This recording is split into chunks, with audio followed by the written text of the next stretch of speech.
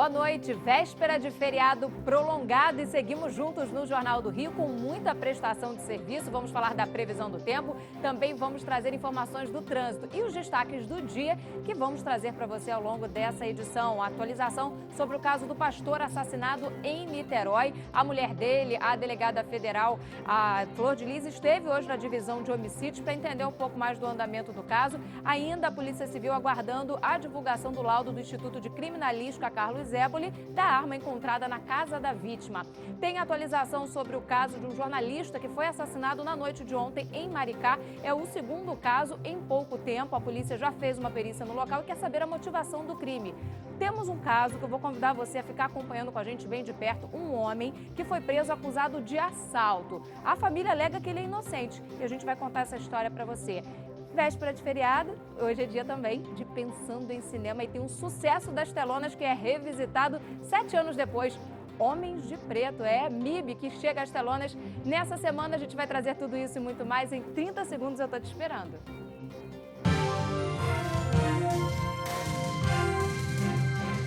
Estamos de volta com o Jornal do Rio e mais um jornalista foi assassinado em Maricá, na região metropolitana do Rio de Janeiro. Agora o Romário Barros foi executado com 3 tiros. A polícia quer entender a motivação desse crime e saber se tem ligação com o caso que aconteceu no último mês. Imagens de câmeras de segurança mostram o momento em que o jornalista Romário da Silva Barros, de 31 anos, volta para o carro depois de praticar exercícios físicos no bairro Araçatiba, em Maricá, na região metropolitana do Rio. Ele foi morto com 3 tiros. O crime aconteceu por volta de 7 horas da noite, aqui nesta rua, quase em frente à sede da OAB, aqui de Maricá. O carro do jornalista foi encontrado pela Polícia Militar aqui neste ponto. A Delegacia de Homicídios de Niterói, São Gonçalo e Itaboraí assumiu as investigações e já fez uma perícia no local.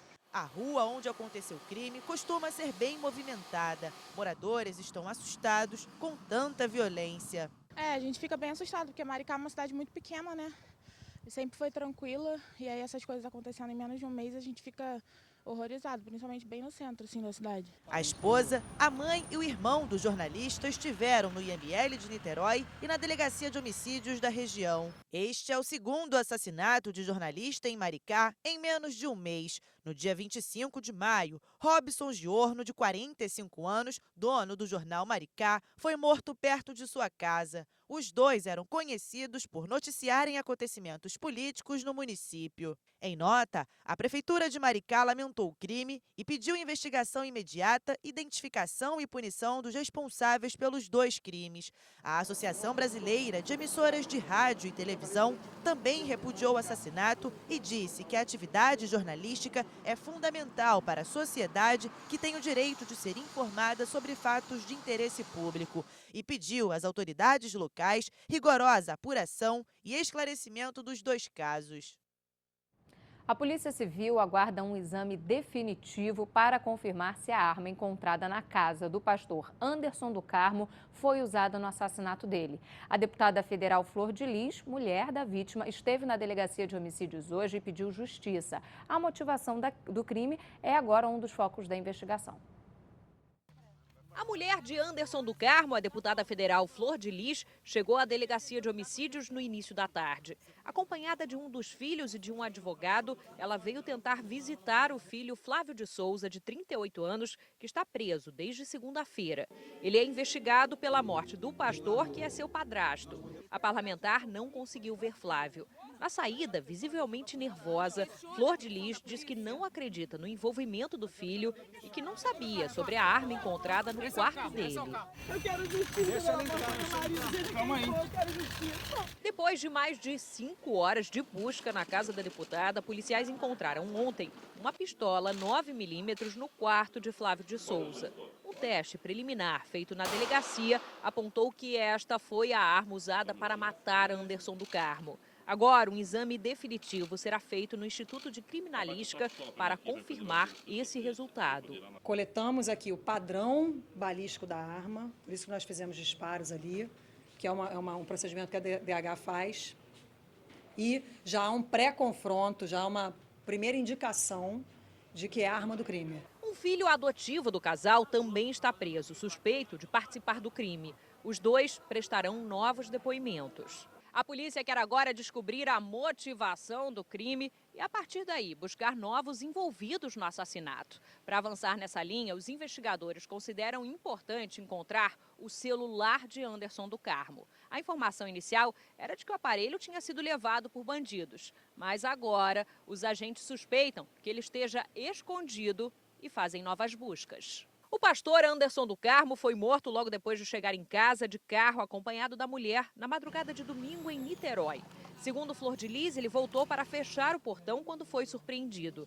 Imagens de câmeras de segurança da rua onde fica a casa mostram que 3 homens participaram do crime. Vamos agora trazer informações ao vivo com a repórter Marcele Setúbal, porque um homem foi encaminhado para a delegacia depois de ser flagrado por inspetores penitenciários tentando entregar aos presos uma sacola em que estavam equipamentos eletrônicos. Conta essa história pra gente, Marcele. Boa noite.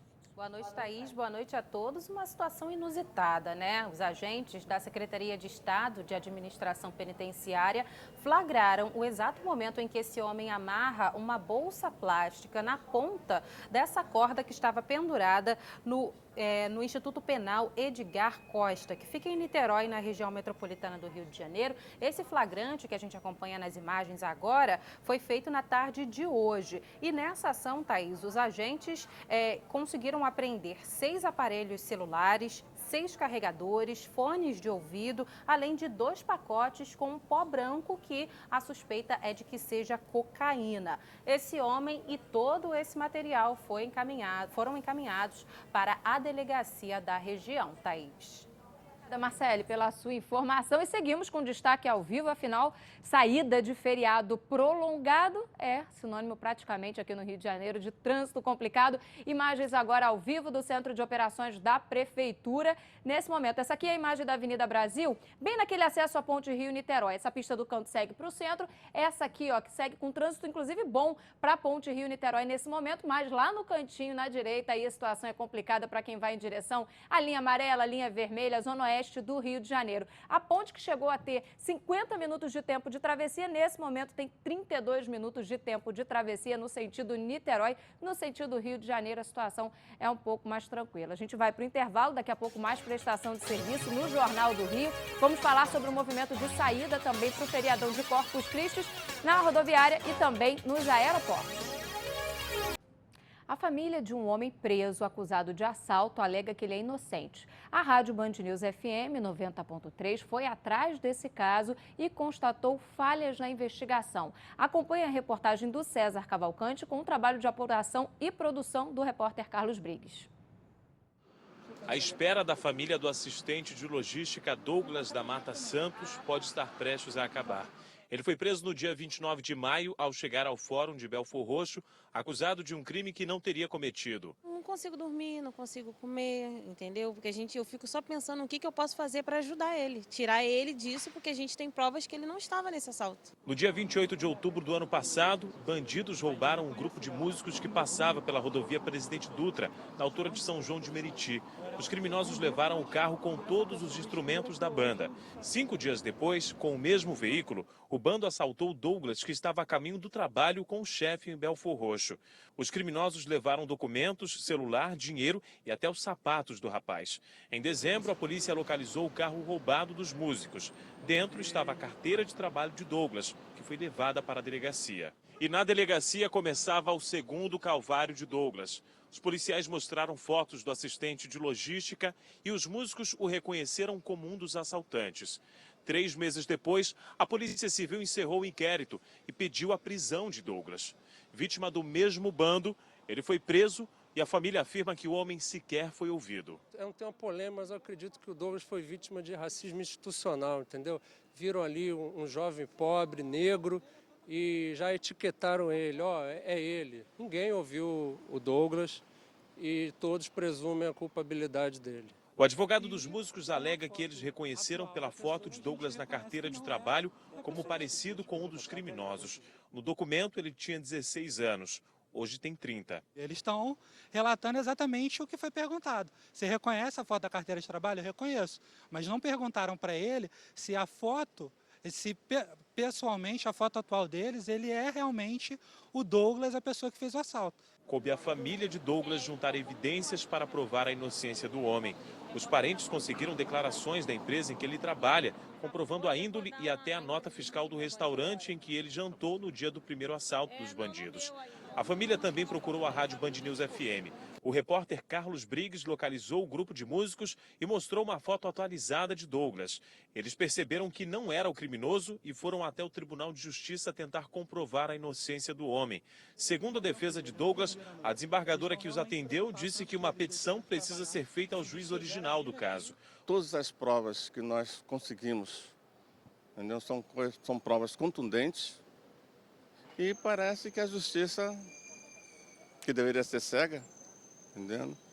Está fazendo um descaso do caso dele. Os advogados dos músicos e de Douglas acreditam que o caso será solucionado em breve. É trabalhador, é um homem assim muito compromissor com os seus deveres, tá?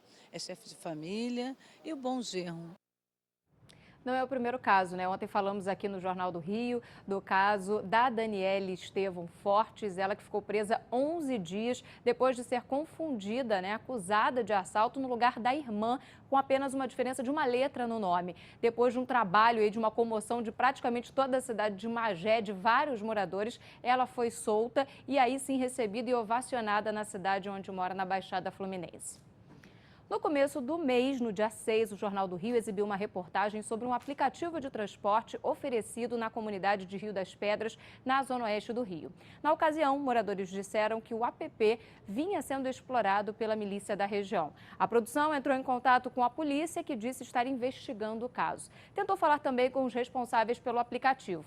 Essa semana, em resposta a esta matéria, a empresa RP Drive Tecnologia em Transporte Limitada entrou em contato e negou qualquer vínculo com a milícia aqui no Rio. Disse ainda que a sua atuação ocorre através de alvará legalmente concedido pela Prefeitura do Rio, bem como a sua atuação comercial, que é absolutamente independente.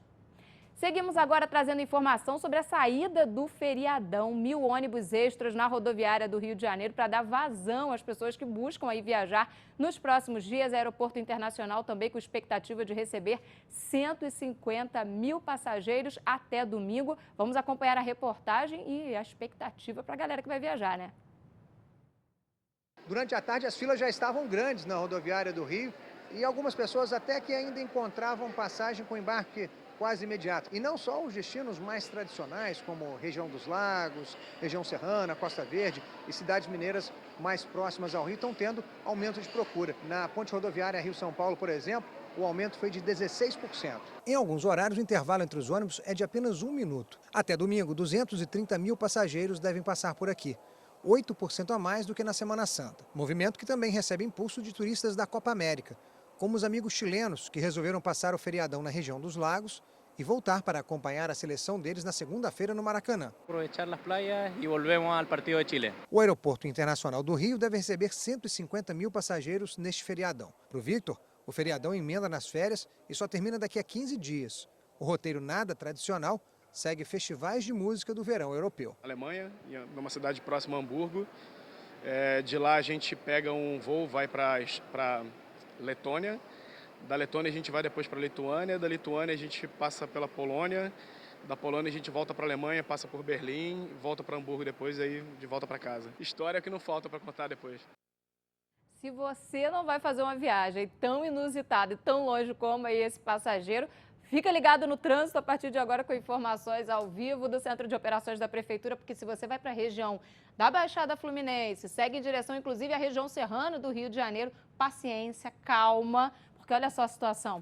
Linha vermelha ali na altura do Hospital do Fundão, né, zona norte do Rio de Janeiro. Essas pistas todas aqui seguindo no sentido Baixada Fluminense, acesso inclusive à região serrana. A pista do canto, a lateral, com trânsito um pouco melhor, mas também não está vida fácil do motorista, não. Já quem segue em direção à Ponte Rio-Niterói, centro da cidade, aí tem uma vida um pouco mais fácil, pistas seguindo sem grandes transtornos, pelo menos até agora. A gente sabe que tudo muda em poucos minutos, a gente traz qualquer atualização para você que acompanha aqui o Jornal do Rio. Vamos falar de política aqui na capital fluminense, temos informações que já estamos acompanhando, né, ao longo das últimas semanas, dos últimos meses, o processo que analisava o impeachment do prefeito do Rio de Janeiro, Marcelo Crivella. A comissão que analisava, né, esse caso hoje deu um parecer de isenção a Crivella de culpa, ou seja, ele não teria culpa em relação à liberação de contratos sem a licitação. Diante disso, esse laudo vai ser encaminhado ao plenário que vai votar esse caso na semana que vem. Acompanhe agora a reportagem.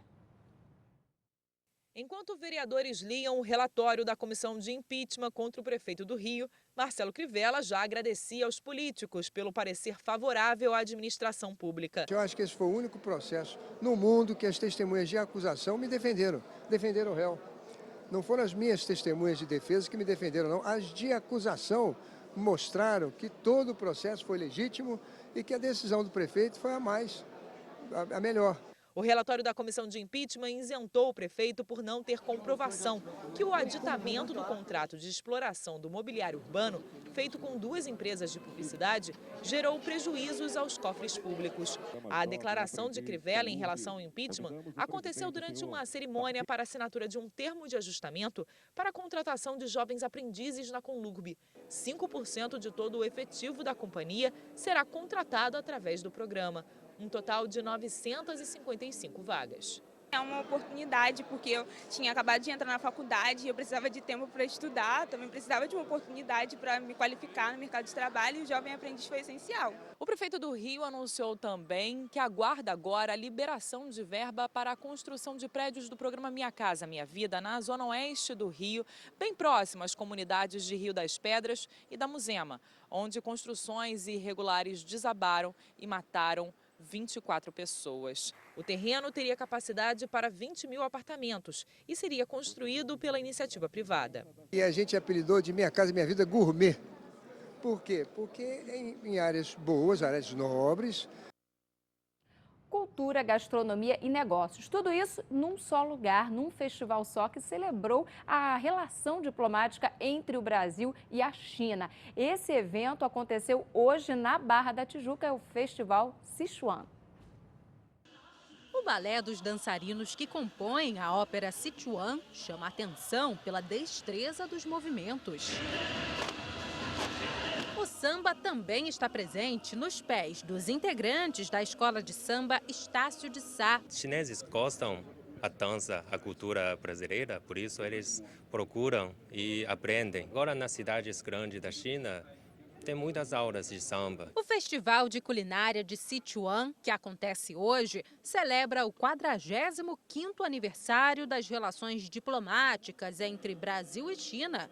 E para deixar tudo em casa, que tal uma mistura entre os povos, começando pela gastronomia? Um dos pratos elaborados pelo chefe Inácio Peixoto é um bobó de camarão diferente. Alguns toques de personalidade, alguns toques autorais e para tentar apresentar também utilizando alguns ingredientes da culinária oriental. Então a gente vai fazer uma brincadeira. A província de Sichuan é famosa pelos pratos picantes. Por isso, a pimenta não podia faltar na mesa.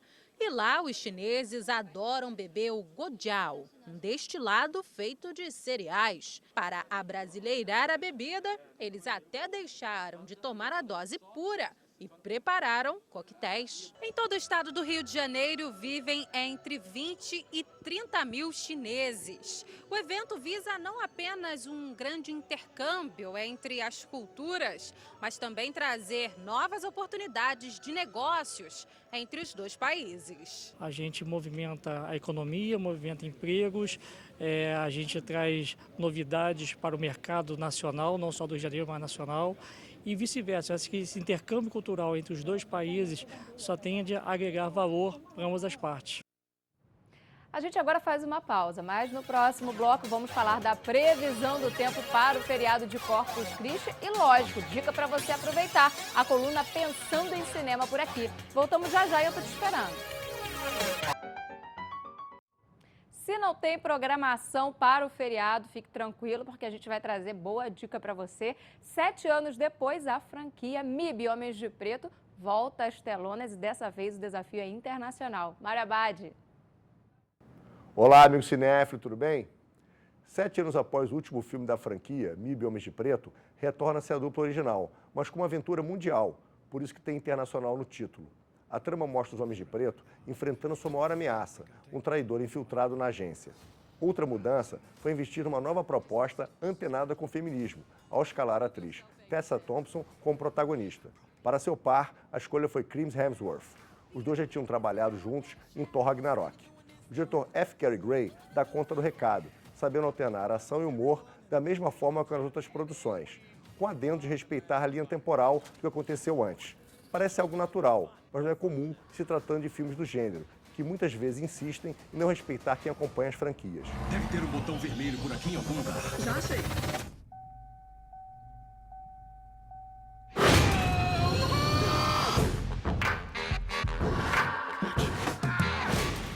E lembrando, cinema para ser visto dentro do cinema. E olha, dica bacana, se você vai para a região dos lagos, as praias de Itaúna e Barrinha e Saquarema recebem a partir de amanhã a 5ª etapa do Circuito Mundial de Surf. O evento, que é aberto ao público, vai ter a participação dos maiores nomes do esporte, como Gabriel Medina, campeão mundial em 2018, e também o veterano Kelly Slater, 11 vezes campeão mundial. O americano volta ao Brasil para competir após 4 anos, agora é torcer por ondas grandes e também que o tempo fique firme, né? E é sobre isso que a gente vai falar agora. Todo mundo fica ansioso, na expectativa, e aí a previsão do tempo no feriado? Então, a gente vai trazer para você, aliás, com belas imagens, a previsão para esse feriado prolongado de Corpus Christi. É de tempo nublado, céu claro ou parcialmente nublado, os termômetros devem registrar uma queda. Essa chuva fraca pode chegar no fim da tarde de amanhã, ou seja, já baixando um pouco a temperatura. A temperatura aí varia entre 17 e 25 graus. Isso amanhã. Na sexta-feira chega o inverno, 12h54 aqui no Rio de Janeiro. E já chega também com termômetros registrando aí temperaturas mais amenas. Na sexta-feira, a máxima não passa de 25 graus na região metropolitana. Sábado e domingo com céu parcialmente nublado também no Rio de Janeiro. Mínima aí de 13 graus. Aproveite bastante o feriado. Estamos juntos amanhã. Eu te faço aquele convite. Às 10 para as 7 da noite. Até lá!